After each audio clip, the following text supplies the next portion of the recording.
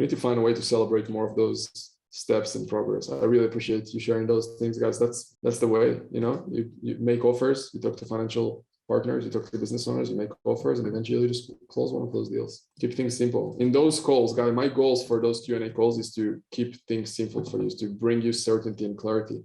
Because the program is a bit all over the place, you can get overwhelmed, there's a lot of steps. But here on those calls, I want to remind you, like, it comes down to simplifying the process as much as possible, like taking few steps and taking them with certainty and just move forward as fast as you can. Don't overwhelm yourself. You talk to business owners, you talk to financial partners, you make offers, you move forward. If you get a rejection, no worries. You either come back with a counter offer or you go to a different deal. Here's the thing when it comes to financing in general, right?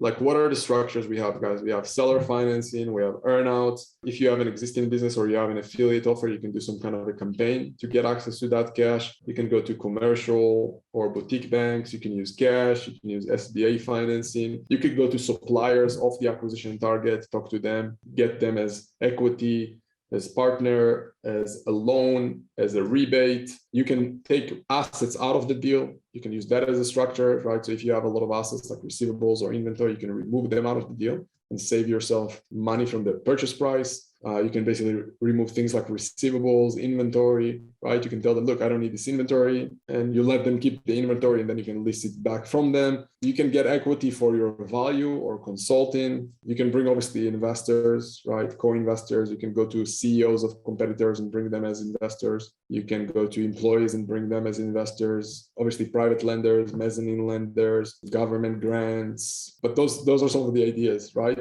The most important thing is when we look at a deal, we want to expand to broaden our view on the deal and think, okay, what's possible here? Where can I get the money? And to simplify things down, it's basically debt, equity, or the seller, right? Where can I get equity from? Where can I get debt from? What the seller can help me with? And all the options that I just mentioned are basically kind of like different ways to find one of those three. And obviously it comes down to how motivated the seller, what he'd be open to, what options you have, what conversations you had with people around the deal, with competitors and suppliers, with institutions, with investors, with banks, etc., etc. And the goal is to obviously talk to as many of those institutions as possible, as many banks as possible, as many investors as possible, as many people in the sector as possible, right? If it's other companies, competitors, employees, CEOs, suppliers, customer, everything. And you'll see eventually some of those people will either give you loans, debt financing, will become a partner, equity financing, or the seller, of course, you can come up with lots of cool structures with the seller himself. Yeah, so my take on it is that eventually it comes down to you negotiating with the seller on what makes sense, what will be added to the valuation or not, right? Like you can add that as in addition to the multiples. Here's the thing, right? My way of looking at deals is not just financially, right? There's call it the finance investment banking way of looking at a deal. My way of looking at it is just saying, look, it basically comes down to who's the seller, who's the buyer, what's the relationship between the seller and the buyer. In the end of the day, business is worth what someone is willing to pay for it, right? So all those, algorithmic way to get to a valuation is just an excuse to get a deal going. In the end of the day, that's what I see that. Even if you look at some of the public companies out there, they literally just come up to some kind of valuation and then justify it with some kind of a mathematical explanation. Like if you look at right now, a lot of the companies that are public, like a lot of SaaS companies, software as a service, or companies with recurring revenue, you value them on ARR, on annual recurring revenue, and you put a multiple on that. Right? Like ARR, you basically take your best month and you multiply it by 12, and then you put a multiple on that. So they literally just came up with something that makes sense for a crazy valuation. Tesla, for example, like even now, some people would say have crazy valuation. So what's the algorithmic way, mathematical way to come up with a valuation for a company like that, right? The way that I see that, basically Elon Musk is cool and is creating cool things. So people just giving bonus here for his company. I mean, that's the way that I see that. And then of course, like, don't get me wrong, like I talk to and I work with financial people to look at the numbers, and I can look at the numbers, but in the end of the day, it comes down to me talking to the seller, finding out what they want, and coming to some kind of agreement that is win-win for both sides. That's the simplest way that I want to look at it. And I think that's the best way to look at it, because in the end of the day, we're in the people's business, right? We're doing business with people. We're not doing business with numbers. most deals that I've done, I was involved with, it literally comes down to me talking to the owner, coming to some kind of a human agreement, and then just telling our CFO or accountants or lawyers, hey, draft that. This is what we want. Just find a way to make sense out of it. That's, in my opinion, the way to do that.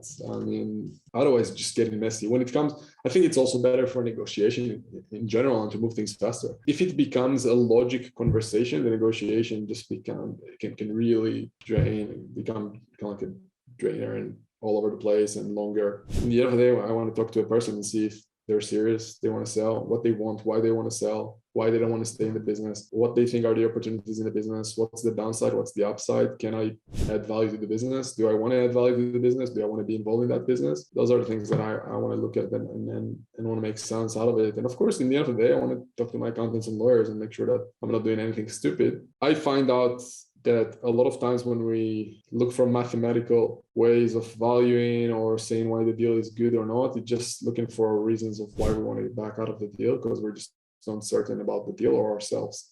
And at some points when we want to do a deal, we just need to just make a decision, and jump into the water and kind of do it or not, because it's going to be a bit risky if you want it or not. Like every business you're going to buy at some point, like no one is going to know 100% how the business is until you actually own the business. There's some nuances that we can just never know until we actually own the business. All of you here will agree with me if you ever run a business that the business is messy. I think I just heard an interview that Mark Zuckerberg did with Tim Ferriss, and he's saying like every business is a mess, but you as the CEO need to pick your own mess basically and make a decision on what you want your mess to be. And that's coming from a person who's running like a business with 100,000 plus employees. Love him or hate him, but that's when you buy the business, at some point you just need to jump in and kind of like hope for the best, prepare for the worst, and do your best with what you got.